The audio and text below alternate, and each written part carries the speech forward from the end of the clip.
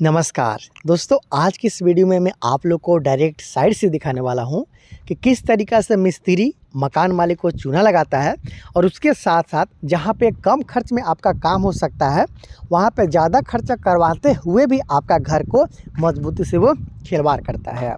अगर आप अपने लिए घर बना रहे हो या फिर घर बनाने का प्लानिंग कर रहे हो तो इस वीडियो को देखिए, आपको बहुत ही अच्छा जानकारी आज मैं आपको देने वाला हूँ। घर का सबसे जो इम्पोर्टेंट पार्ट होता है वो होता है घर का कॉलम और बीम, क्योंकि इसी पे डिपेंड रहता है कि किस तरीक़ा से घर का जो लोड है वो डिस्ट्रीब्यूट होते हुए आपके फुटिंग में जाएगा। चलिए सबसे पहले इस घर का जो कॉलम है उसी पर नज़र डालते हैं, इसका कास्टिक पर नज़र डालते हैं। तो देख सकते हो कि किस तरीक़ा से यहाँ पे हनीकॉम्ब आपको आसानी के साथ नज़र आ रहा है। हालांकि ये शुरुआती है, थोड़ा ऊपर तो और चलेंगे तो फिर आप देखेंगे कि आपको इसमें जो बाइंडिंग वायर होता है, जिसमें हुक जो होता है, जो हमारा रिंग होता है, उसको सरिया के साथ बांधा जाता है, वो दिख रहा है। यहाँ पे आपको खुलेआम रिंग भी दिख रहा है जैसा कि आप देख रहे हो। उसके साथ साथ थोड़ा ऊपर आते हो तो जो मेन बार है कॉलम का वो भी यहाँ पे नज़र आ जाता है। तो ये तो दोस्तों बात है कि इतना जो नुकसान मिस्त्री लोग कराते हुए तो आम है। लगभग 90% घरों में आपको इस तरीक़ा का गलती देखने को मिल जाएगा। थोड़ा और ऊपर आते हैं तो इसी गलती को दोहराते हुए यहाँ पे काम किया गया है, लेकिन अब टाइम वेस्ट नहीं करेंगे। इस तरीक़ा का जो हनीकॉम्ब आया है उसके बारे में बात नहीं करेंगे, थोड़ा और ऊपर आ जाते हैं। यहाँ पे जो आप देख रहे हो कि यहाँ पे मालिक ने किसी भी तरह का कोई भी कसर नहीं छोड़ा है। मिस्त्री ने जो भी बोला वो सारा चीज़ लाकर यहाँ पे दिया गया है।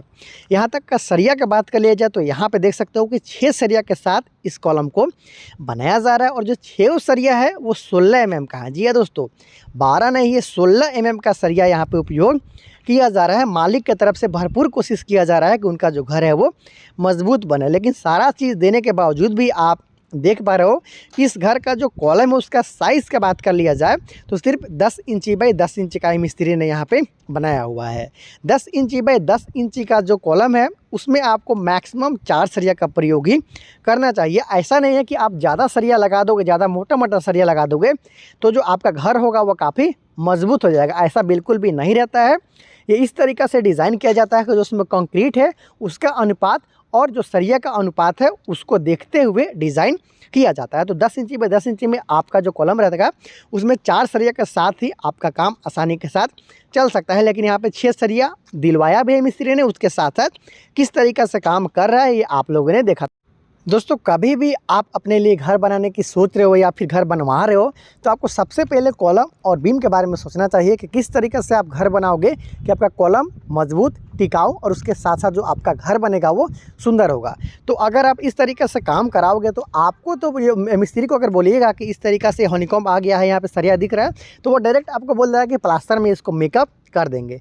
लेकिन इस तरीक़ा के जो हनीकॉम्ब है उसे प्लास्टर से सिर्फ मेकअप करवाना खतरे से खाली नहीं है। आपको आने वाला दिन में काफ़ी बड़ा नुकसान हो सकता है। तो इस तरीक़ा से आप ध्यान देते रहिएगा अपने साइड में। उसके साथ साथ जो कॉलम और बीम का कास्टिंग होता है उसका क्यूरिंग भी बहुत ही ज़रूरी है। जैसा कि यहाँ पे देख रहे हो 2 से 3 दिन पहले इसका कास्टिंग किया गया है, डी-शटरिंग भी इसका कर लिया गया है। लेकिन यहाँ पे आपको पानी का नामो निशान नहीं मिलेगा। जो नमी है वो यहाँ से भाग चुका है। तो आपको ढलाई के लगभग 7 से 10 दिन तक इसमें नमी बरकरार रखना होता है। इसमें पानी आपको डालते रहना होता है, क्यूरिंग करवाते रहना होता है, तब जाके जो आपका कॉलम होगा मजबूत और टिकाऊ होगा। तो इस तरीक़ा से आप अपने घर का जो कॉलम है और बीम है उसका ख्याल रख सकते हो और एक अनुपात में आपको इसमें सरिया डलवाना चाहिए।